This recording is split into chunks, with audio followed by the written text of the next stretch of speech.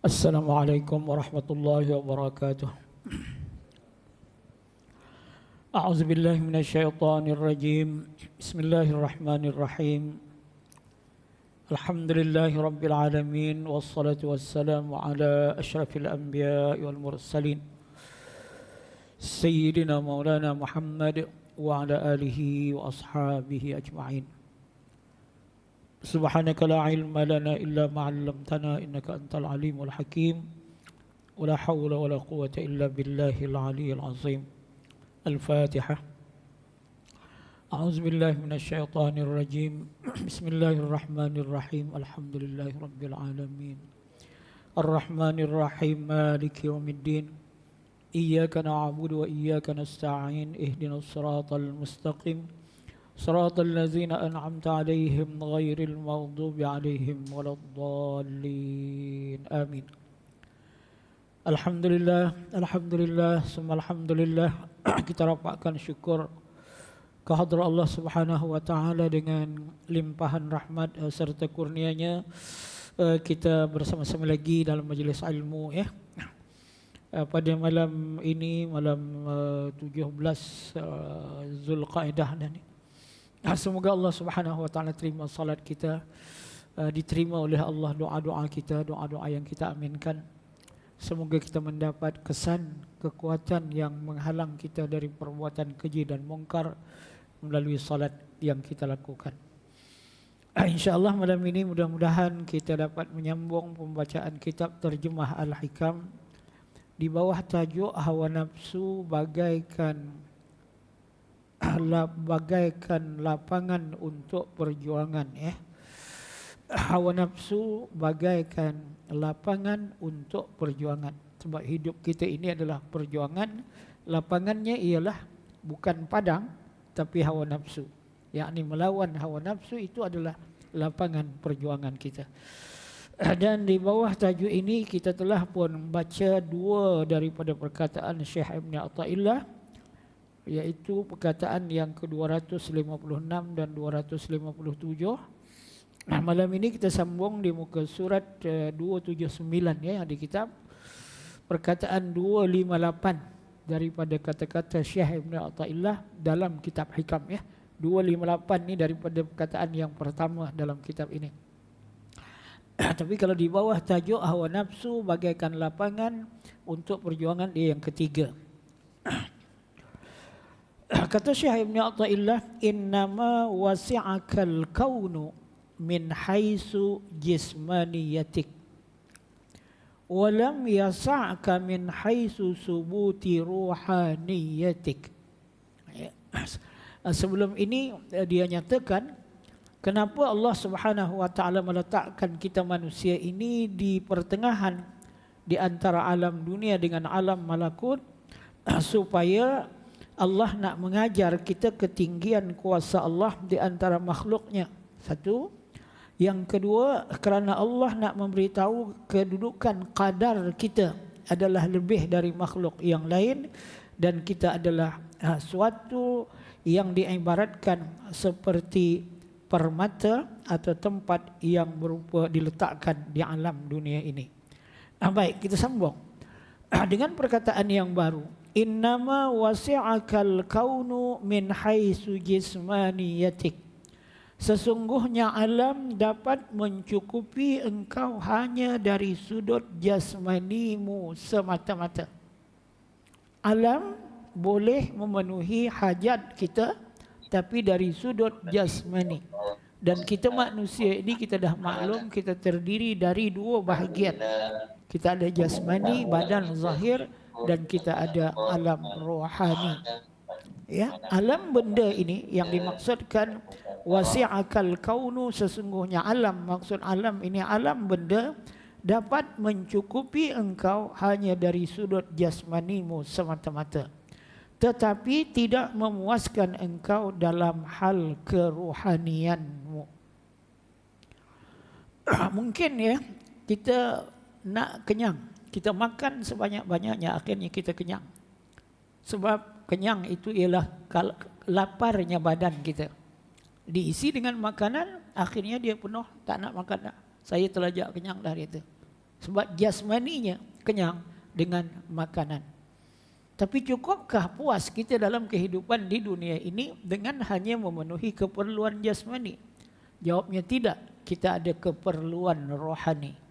Dan keperluan rohani itu diisi dengan bentuk-bentuk ibadat kepada Allah Subhanahu wa taala.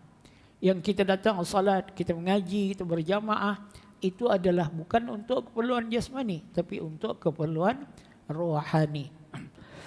Jadi maksudnya, maka dengan yang demikian, kalau kita puaskan hawa nafsu sahaja, sebenarnya kita belum memberikan kepuasan kepada diri kita, kerana diri kita manusia ini ada dua bahagian, jasmani dan rohani. Kemudian dia sambung ya, tetapi tidak memuaskan engkau dalam hal kerohanian.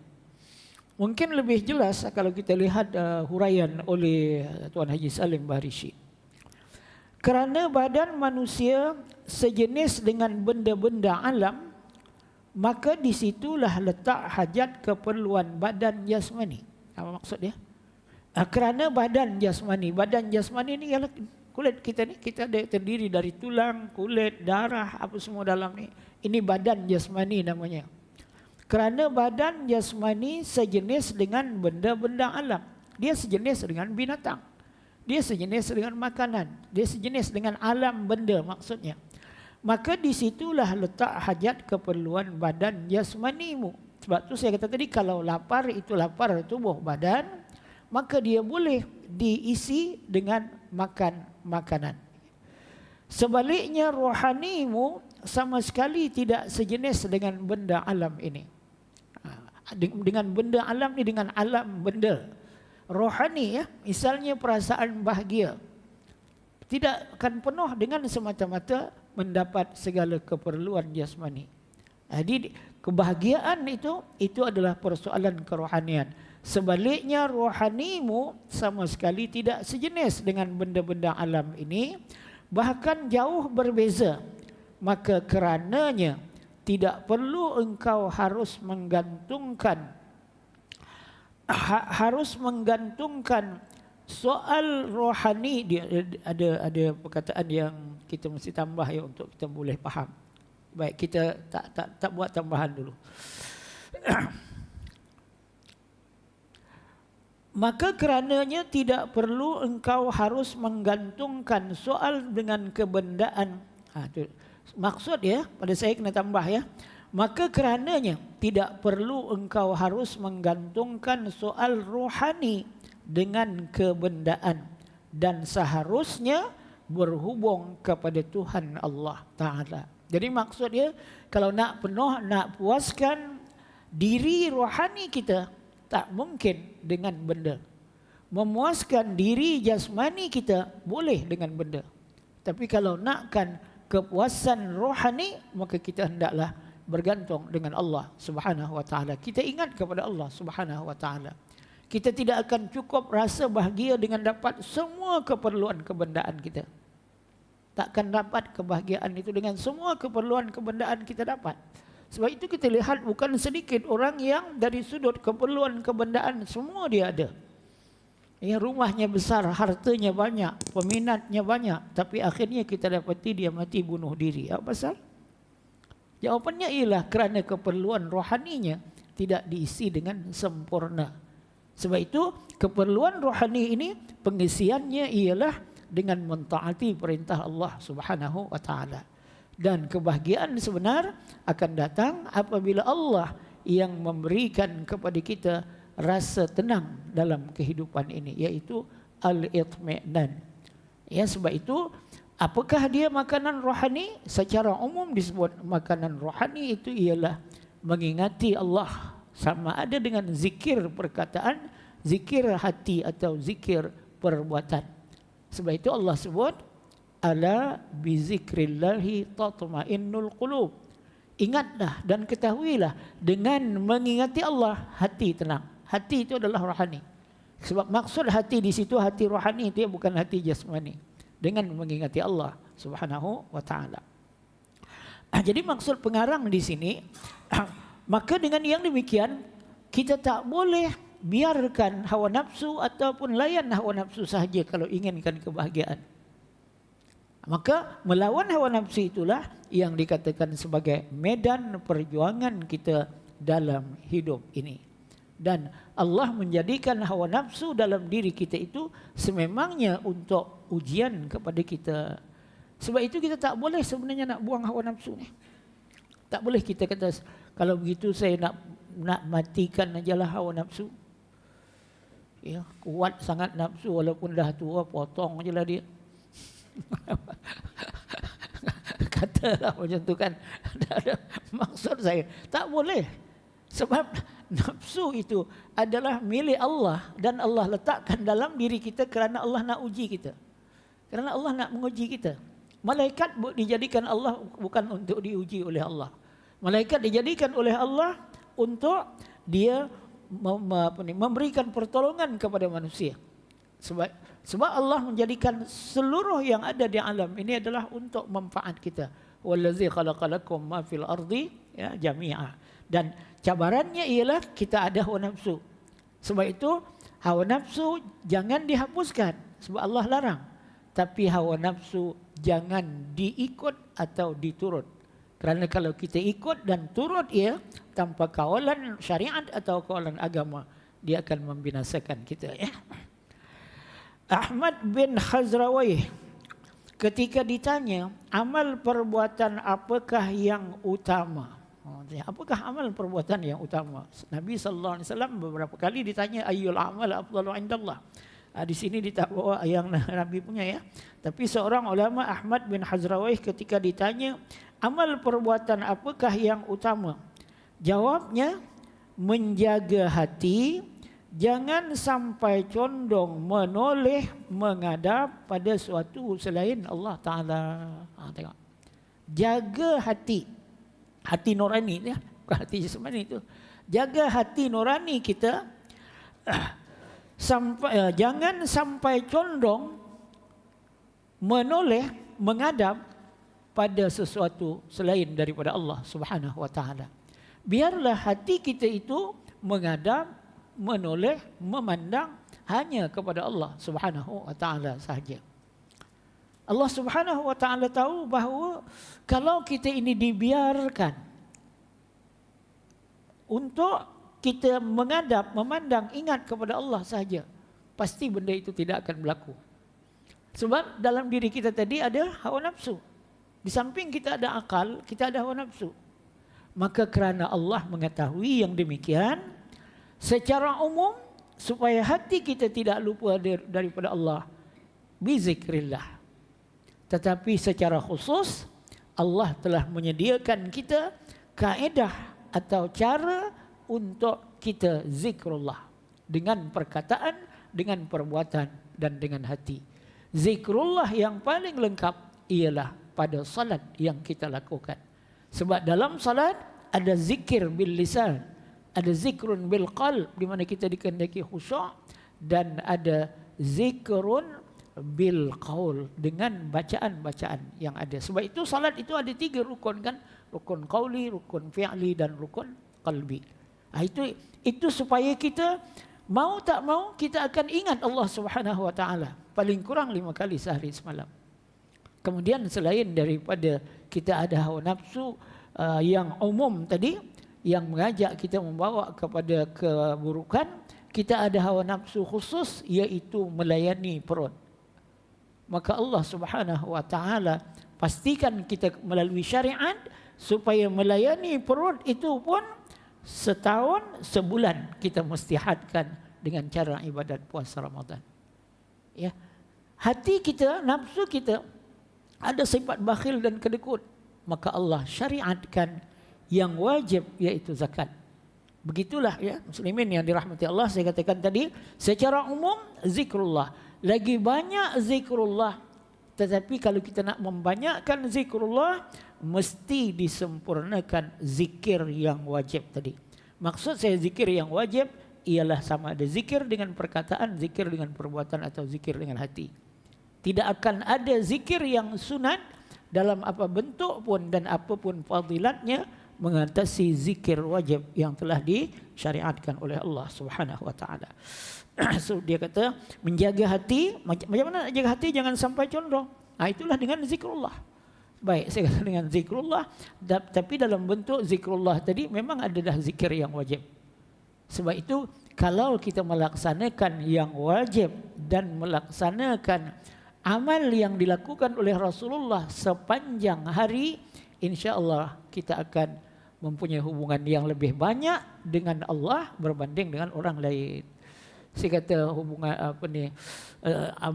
mengikut apa amal yang dilakukan oleh Rasulullah. Nak makan bismillah, lepas makan alhamdulillah, dengar orang sakit inna lillahi wa inna ilaihi raji'un. Kita dengar perkara yang menakjubkan, subhanallah. Kita terasa buat dosa, astaghfirullah. Maknanya lidah kita akan sentiasa ingat kepada Allah Subhanahu wa taala. Abu Abdullah Al-Jallab berkata, siapakah yang hasrat semangat tujuannya lebih tinggi dari alam benda, maka ia pasti sampai kepada Allah yang mencipta alam. Tetapi siapa yang tujuannya hanya pada sesama makhluk, maka tidak mendapat Tuhan.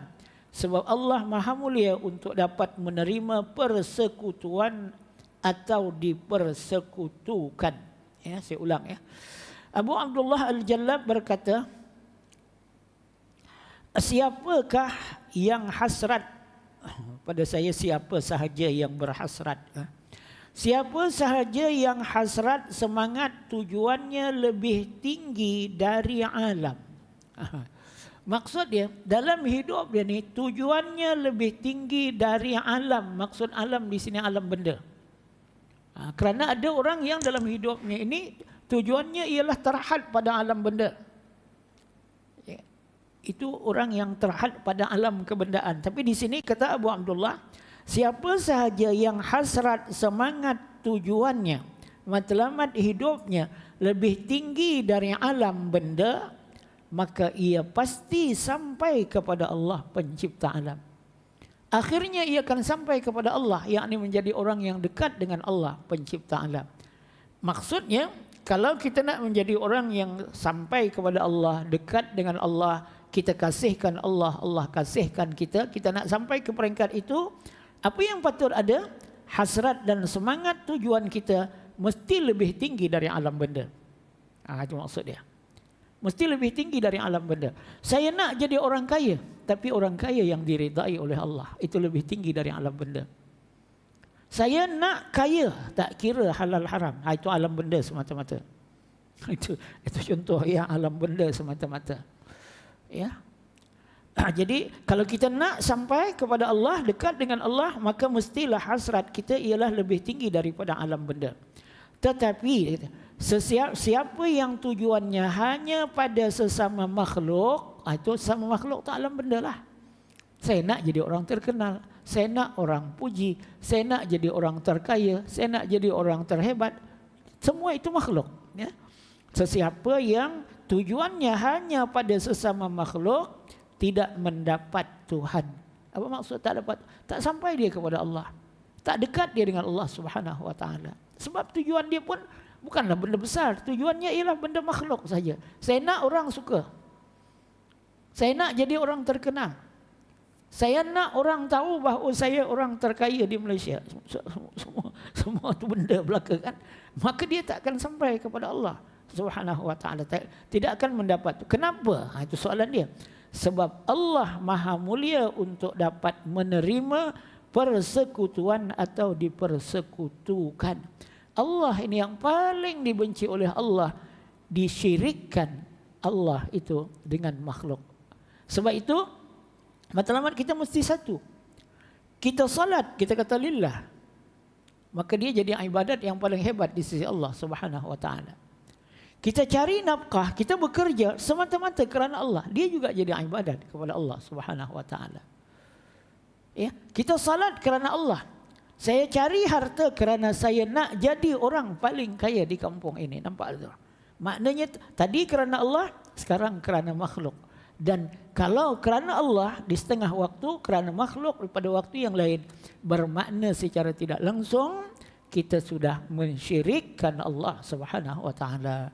Ini yang dikatakan di sini bahagian kedua itu kan, tetapi sesiapa yang tujuannya hanya pada sesama makhluk, maka tidak mendapat Tuhan. Dia tak sampai, tak mendekat kepada Allah. Kenapa? Sebab Allah Maha Mulia untuk dapat menerima persekutuan atau dipersekutukan. Sebab tu Allah kata, kalau kamu lakukan suatu amal kerana makhluk, awak dapatlah manfaat daripada makhluk itu. Tapi daripada aku tak. Sebab aku tidak sesekali reda untuk dipersekutukan. Ya, kalau kamu nak kerana menderma itu, kamu dipanggil dermawan, orang akan panggil kamu dermawan. Tapi jangan harap nak dapat reda Allah, kerana Allah tak nak dipersekutukan. Tapi kalau kita lakukan sesuatu kerana Allah, insya-Allah kita akan dapat dunia. Sebab itu tak salah orang gelar kita dermawan. Yang salah kita beramal kerana nakkan benda. Ya, tak salah. Tak salah almarhum Tuan Guru Ni Aziz dikurniakan bintang Tan Sri Tuan Guru Ni Abdul Aziz pada hari ini setelah dia meninggal lama. Kerana dia tak ada niat sebenarnya melakukan pengabdian diri kepada Allah. Tapi sesiapa yang berkhidmat dengan baik niatnya nak dapat pingat dan kerana Allah, pingat dia akan dapat, Allah tidak akan redha.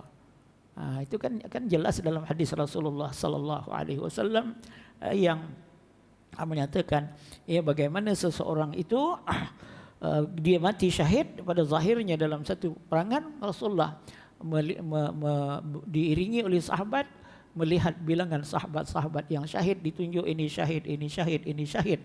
Rasulullah kata, dia maksudnya Rasulullah perakui orang itu syahid. Ya, tetapi bila ditunjuk kepada satu mayat yang juga terbunuh dalam peperangan itu, orang kata ya Rasulullah dia ni seorang syahid. Nabi kata huwa finnar. Nabi kata dia ni masuk neraka ni. Sahabat terkejut sebab dia juga seorang pejuang yang terkenal. Kata Nabi, dia datang berjuang kerana nak dipanggil sebagai pejuang. Orang panggil dia pejuang, tapi dia tak ada syahid di sisi Allah Subhanahu wa taala, ya. Itu yang maksud dengan perkataan sebab Allah Maha Mulia untuk dapat menerima persekutuan atau dipersekutukan. Baik, kita pergi kepada perkataan yang terakhir di bawah tajuk hawa nafsu bagaikan lapangan untuk perjuangan. Kata Syekh Ibn Athaillah, al-kainu fil kauni walam tuftah lahu mayadinul ghuyub masjunun bimuhitatihi wa mahsurun fi haikali zatihi. Saya ulang ya. Al-kainu fil kauni walam tuftah lahu mayadinul ghuyub, bukan uyub, ghuyub ya. Kalau uyub keaiban, ghuyub benda-benda gaib. Walam tuftah lahu mayadinul ghuyub masjunun bimuhitatihi wa mahsurun fi haikali zatihi. Maksud dia, orang yang ada di dalam dunia dan belum terbuka baginya lapangan gaib. Al-kainu fil kaun. Al-kainu fil kaun dia terjemah orang yang ada di dalam dunia. Al-kain ni sebenarnya makhluk yang ada di dalam dunia, tapi lebih merujuk kepada manusia. Al-kainu fil kaun, orang yang ada di dalam dunia, walam tuftah lahu mayadinul ghuyub, dan belum terbuka baginya lapangan ghaib. Alam ghaib belum terbuka baginya. Orang ini masjunun bimuhitatihi, tetap terkurung dengan atau oleh syahwat dan adat kebiasaannya. Wa mahsurun fi haikali zatihi, dan terkepung oleh kepentingan kerangka badannya. Ini berfalsafah sikit dia, payah sikit nak faham dia. Tapi boleh, insya-Allah kita boleh fahami ya. Saya ulang, orang yang ada di alam dunia dan belum terbuka baginya lapangan ghaib. Dia mesti sampai situ. Kita ni duduk di alam dunia, belum terbuka alam ghaib. Alam ghaib ini tidak ada yang mengetahuinya kecuali Allah Subhanahu wa taala. Dan ada alam ghaib ini yang diberitahu oleh Allah kepada semua orang. Bila Allah beritahu tentang alam ghaib kepada semua orang, maka kita wajib percaya. Sebab pemberitahuan dari Allah mesti benar. Mesti benar. Ya. Contoh alam ghaib yang Allah beritahu kepada kita tentang cerita-cerita yang ada di syurga dan di neraka nanti. Itu adalah alam ghaib. Kita wajib percaya siapa yang melakukan kebaikan walau sebesar zarrah akan dibalas. Sebab Allah sebut, "Faman ya'mal mithqala zarratin khairan yarah." Wajib percaya tu. Apa balasannya? Kadang-kadang ada disebut oleh Al-Quran atau Sunnah dalam bentuk yang lebih detail. Tapi kita wajib percaya walaupun kita belum jumpa nanti, sesiapa yang melakukan kebaikan walau sebesar zarrah yarah, dia akan lihat balasannya. Begitu juga sesiapa yang melakukan kejahatan walau sebesar zarrah, dia akan melihatnya. Kemudian tadi imam kita baca bagaimana keadaan manusia nanti apabila sampai hari kiamat. Dibaca al-qari'atu mal qari'ah wa ma adraka mal qari'ah yauma yakunun nas kal farashil mabsus. Bila berlaku hari kiamat tu, manusia nanti dikeluar daripada kubur balik waktu ditiup sangkakala kedua, kal farashil mabsus, seperti al-farash ini rama-rama yang berterbangan waktu malam. Bila tempat dia tu kena rama-rama ataupun binatang bersayap kecil-kecil tu, dia akan cari lampu dan dia akan berkumpul. Itu al-farashil mabsus. Wa takunul jibalu kal aihnil mampus. Kamu akan lihat nanti waktu itu bukit jadi seperti debu-debu yang berterbangan. Betul ke ni? Betul ke benda itu akan berlaku? Betul ke? Tak boleh kata betul ke tak betul. Sebab itu cerita alam ghaib yang belum berlaku tapi Allah telah beritahu. Kemudian selain daripada itu, ada orang tertentu yang Allah ilhamkan kepadanya alam ghaib. Ini sebab saya nak fahamkan perkataan sini. Orang yang ada di dalam dunia ini dan belum terbuka baginya lapangan ghaib, tetap terkurung dengan ataupun oleh syahwat dan adat kebiasaannya. Maka dia akan terkurunglah dengan adat dan kebiasaannya. Kita yang telah pun faham tentang alam ghaib tadi kan, maka kita jadi takut kepada Allah Subhanahu wa taala. Allah beritahu kepada kita bahawa dunia ini akan binasa dan akhirnya kita akan dihidupkan. Itu semua cerita alam ghaib tu. Kita tahu dan kita yakin. Bila kita tahu dan kita yakin, maka kita tidak terkurung oleh syahwat dan adat kebiasaan. Kerana kita percaya, ini contoh alam ghaib juga. Kata Nabi SAW, ini cerita alam ghaib. Kullu lahmin nabata min haramin fannaru awla bihi. Mana-mana bahagian badan kita terjadi dari benda haram, keutamaan masuk neraka. Nak percaya ke tak percaya tu? Itu soalan dia. Sesiapa atau manusia yang ada di alam dunia belum terbuka baginya lapangan ghaib, dia tak tahu pun benda tu, ataupun dia dengar tapi dia tak percaya, orang ini tetap terkurung oleh syahwat dan adat kebiasaan. Maknanya dia akan ikut ialah syahwat dia ikut ialah adat kebiasaannya. Adat kebiasaan banyak lebih baik dari sikit. Halal haram cerita lain. Tapi kalau orang yang percaya tadi, terjadi badan dia daripada benda haram, keutamaan masuk neraka, sama tak dia? Pasti tak, dia takkan dapatkan yang haram. Lalu ia berpandangan yang sedikit, yang halal lebih baik dari yang haram yang banyak. Apa puncanya? Ialah orang yang tidak terbuka baginya alam ghaib, mayadinul ghaib. Baik. Kebiasaannya dan terkepung oleh kepentingan kerangka badannya. Memanglah kalau orang itu tidak mengetahui alam ghaib, tidak percaya kepada alam ghaib, maka yang dia akan lakukan ialah apa yang dituntut oleh keinginan hawa nafsunya sahaja. Jadi pada perkataan yang akhir di bawah tajuk hawa nafsu adalah medan atau lapangan perjuangan, pengarang nak beritahu kepada kita macam mana supaya kita boleh melawan hawa nafsu yang Allah letakkan dalam diri kita sebagai medan perjuangan. Jawapannya kalau nak secara umum ialah percayalah kepada ajaran syariat, lebih-lebih lagi kepada alam ghaib. Dan alam ghaib ini kalau dalam rukun iman ialah percaya kepada qada dan qadar itu lebih banyak. Bukan percaya kepada hari akhirat. Maaf saya. Sebab itu rukun iman itu yang bahas panjang. Kalau dalam kitab Aqidah Ahlussunnah wal Jamaah, kita baca dekat sini dulu khatam. Yang panjang dia ceritakan ialah mengenai percaya kepada alam akhirat, di mana dinyatakan tanda kiamat, keadaan syurga, keadaan neraka, siapakah manusia yang paling akhir dikeluarkan daripada neraka. Kan kita dah baca itu dulu. Kita baca, kita yakin, insya-Allah kita tidak akan ikut adat kebiasaan. Sebaliknya kita akan hidup berpandukan syariat. Dengan yang demikian kita berjaya dalam perjuangan melawan hawa nafsu yang Allah memang letakkan dalam diri kita untuk ujian. Demikianlah keadaan manusia yang belum terbuka nur iman. Demikianlah keadaan manusia yang belum terbuka nur iman dalam hatinya, sehingga tidak mengenal pada Allah. Allah itu satu daripada gaib, sehingga dia tak kenal Allah. Medan lapangan perjuangannya hanya terkurung pada kebendaan belaka. Jadi orang yang tak kenal Allah, tak percaya kepada rukun-rukun iman, medan perjuangannya tak ada lain, terkurung pada kebendaan belaka. Yang medan perjuangannya berapa banyak saya dapat hari ini?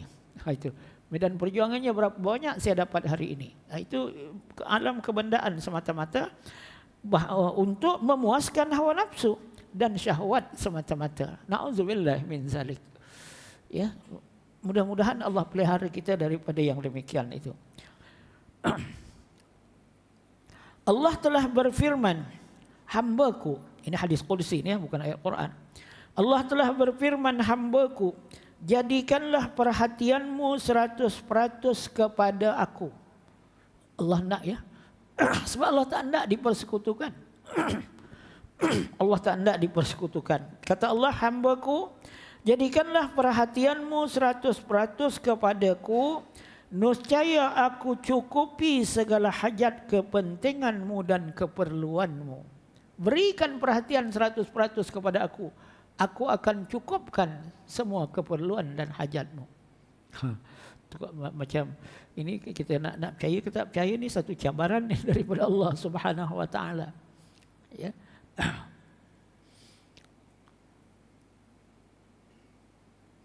Cabaran Allah kepada kita ni sebenarnya, kalau kita nak lihat dalam satu yang lebih mudah dipahami, ialah Allah nak kita beramal dengan ajaran Islam.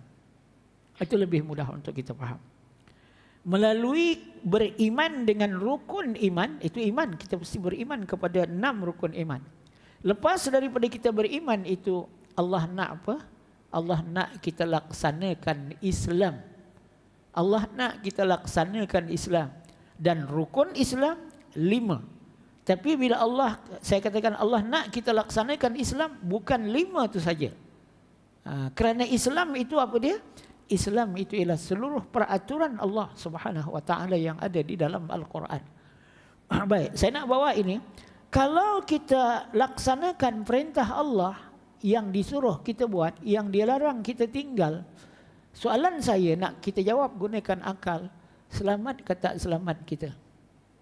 Itu soalannya. Jawapannya pasti selamat.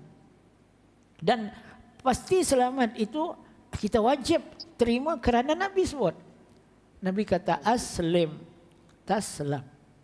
Islamlah kamu, selamatlah kamu. Dan bila kita Islam, ya, bila kita Islam, maknanya secara tidak langsung kita laksanakan apa yang Allah kata, hai hamba-Ku, jadikanlah perhatianmu 100% kepadaku. Kalau kita berikan perhatian 100% kepada Allah, paling kurang yang fardu kita tak akan berani tinggal, yang haram kita tak buat. Kalau 100% bukan saja yang fardu yang kita tak berani tinggal, yang sunat sedaya upaya kita akan buat. Bukan sekadar yang haram yang kita mesti tinggal. Kalau perhatian kita 100% kepada Allah, yang makruh pun kita tinggal. Maka kita jadi Muslim yang menyempurnakan seluruh syariat, pasti kita selamat. Betul lah tu.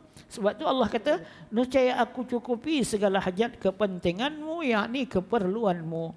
Dan ingat, ya, bila dia kata segala keperluan dan kepentingan, ingat balik kepada apa yang kita bahaskan, kata-kata Syekh Ibn Athaillah yang pertama malam ni tadi, iaitu diri kita ini ada dua bahagian, ada jasmani dan ada rohani.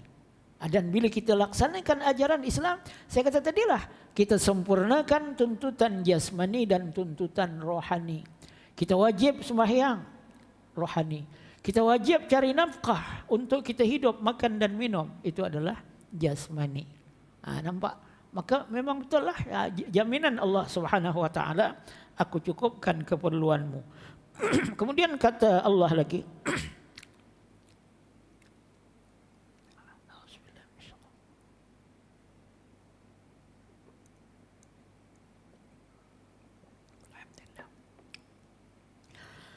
selama aku dengan engkau, kata Allah, engkau dalam kedudukan hamba. Selama aku dengan engkau, engkau dalam kedudukan hamba. Dan selama engkau dengan aku, maka engkau di tempat yang dekat. Mintalah apa sahaja untuk dirimu. Ini Allah Subhanahu Wa Taala berikan tawaran kepada kita. Selama aku dengan engkau, jadi keperluan kita apa tu? Kita perlu supaya Allah dengan kita. Bagaimana maksud Allah dengan kita? Allah dengan kita, kita tidak akan tinggalkan apa yang disuruh oleh Allah Subhanahu Wa Taala. Selama aku dengan engkau, engkau dalam kedudukan hamba. Ingat, selama aku dengan engkau, engkau tu hamba aku, kata Allah. Engkau dalam kedudukan hamba aku. Dan memang itu pun. Sebab kita ni kadang-kadang lupa yang kita ini hamba Allah.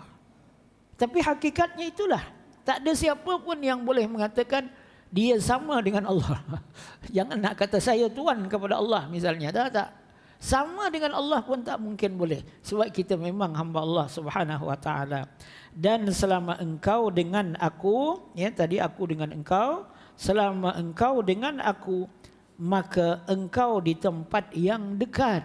Ya, dekatlah kita dengan Allah. Bila kita dekat, Allah kata, mintalah apa saja untuk dirimu. Bila Allah yang suruh kita minta kepadanya, kita tidak sepatutnya terfikir, kalau saya minta ini Allah boleh beri tak? Tak sepatutnya terfikir. Sebab itu dia tiga ilmu ni saya sebutkan, tauhid, fiqh, tasawuf ni bukan boleh dipisahkan, akidah. Ya, kerana bila Allah kata mintalah kepadaku untuk dirimu, kita kaitkan dengan ilmu tauhid. Tak ada kehendak Allah yang dia tidak boleh laksanakan.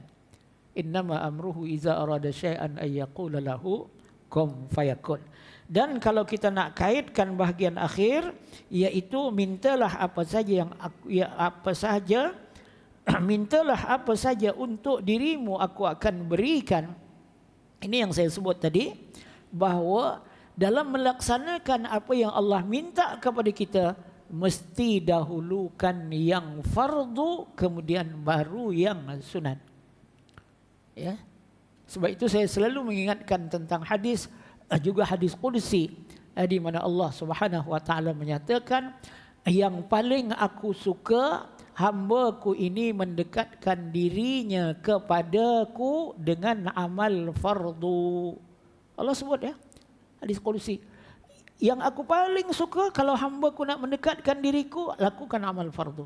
Maksudnya, katalah niat kita ni nak jadikan diri kita dekat dengan Allah. Kita ada amal sunat, ada amal fardu. Jangan nak buat yang sunat tu. Kerana Allah dah beritahu, aku paling suka kalau hamba-Ku mendekatkan diriku kepadaku dengan amal fardu. Kita ada hutang RM750.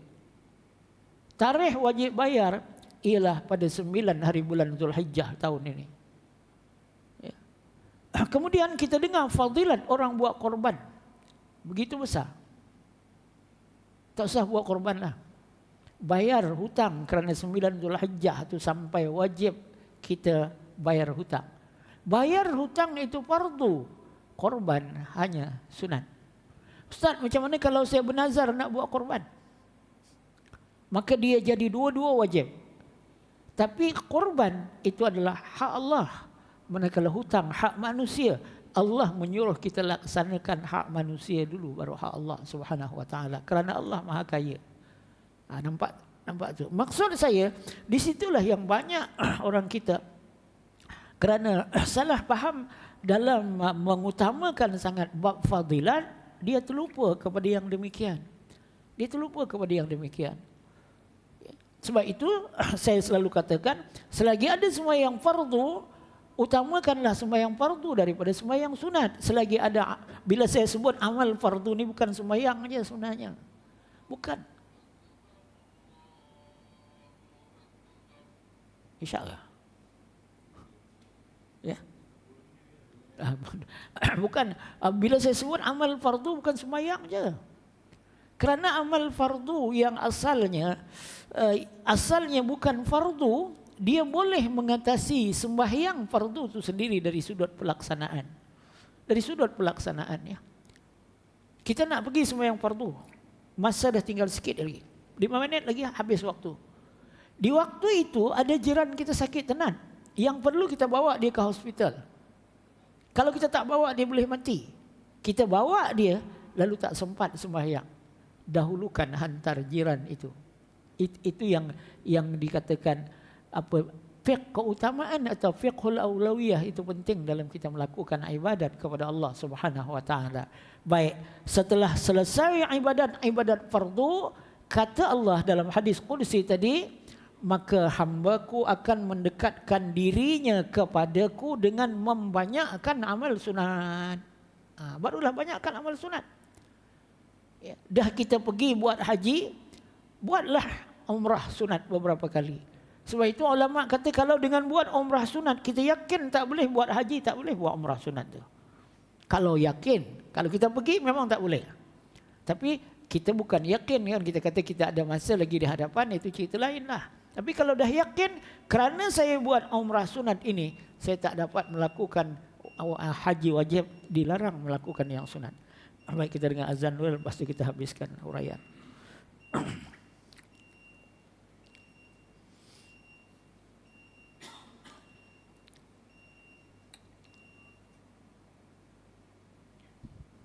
Bismillahirrahmanirrahim. Subhanallah walhamdulillah wa la ilaha illallah. Allahu akbar. Sayyidina Muhammadur Rasulullah sallallahu alaihi wasallam. Allahumma rabb hadhihi wasyaraf wa darajatul aliyatul rabbiyah. Innaka la tukhliful mi'ad. Baik, saya nak sambung sikit je lagi, insya-Allah kita habiskan. Kita berhenti tajuk akan datang tu, manusia tunduk pada alam selama belum mengenal Allah. Baik, saya katakan tadi bahawa Allah paling suka kita dekatkan diri kepadanya dengan amal fardu. Selesai amal fardu, Allah kata hamba-Ku itu akan menjadi lebih dekat kepadaku dengan membanyakkan amal sunat. Bila dia dah banyak amal sunat, maka aku akan kasih kepadanya. Saya nak kaitkan dengan hujung yang kita sebut. Bila aku kasih kepadanya, dia melihat dengan mataku, dia mendengar dengan telingaku, dia memukul dengan tanganku, dia berjalan dengan kakiku. Itu bahasa perbandingan. Maksud dia, ada dua lah maksud kita melihat dengan mataku tu. Satu, kata ulama, melihat dengan mataku, Allah jaga mata kita dari melihat yang haram. Satu lagi maksud melihat dengan mataku, ada orang yang memang benar-benar dikasihi oleh Allah.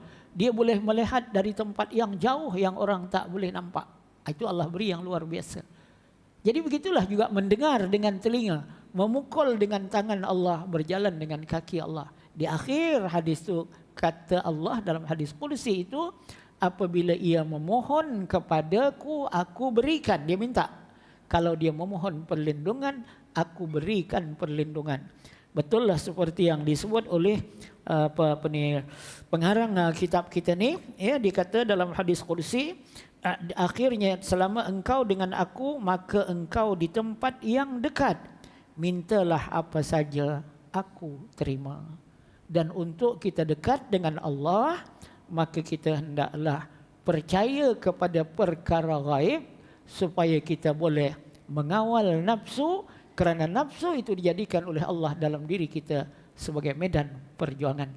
Orang yang berjaya melawan hawa nafsunya menggunakan peraturan syariat, maka dia menjadi orang yang takwa kepada Allah Subhanahu wa taala, Orang takwa tempatnya ialah di syurga.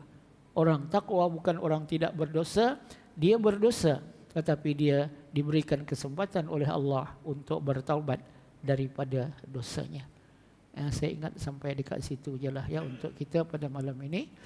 InsyaAllah kita sambung pada bulan hadapan dengan tajuk baru, manusia tunduk pada alam selama belum mengenal. Maksud mengenal di situ, mengenal Allah. Ya. InsyaAllah sekadar itu. Saya mohon maaf salah dan silap. Semoga Allah Subhanahu Wa Taala rahmati kita. Ya, panjangkan umur kita. Ya, bertemu lagi dalam majlis ilmu yang akan datang. Semoga kita dapat melaksanakan peraturan syariat. Mudah-mudahan kita akhiri kehidupan ini dengan husnul khatimah. Ya, sama-sama kita akhiri majlis ilmu pada malam ini dengan tasbih serta bacaan suratul Asr. Subhanakallahumma wa bihamdika asyhadu an la ilaha illa anta astaghfiruka wa atubu ilaik.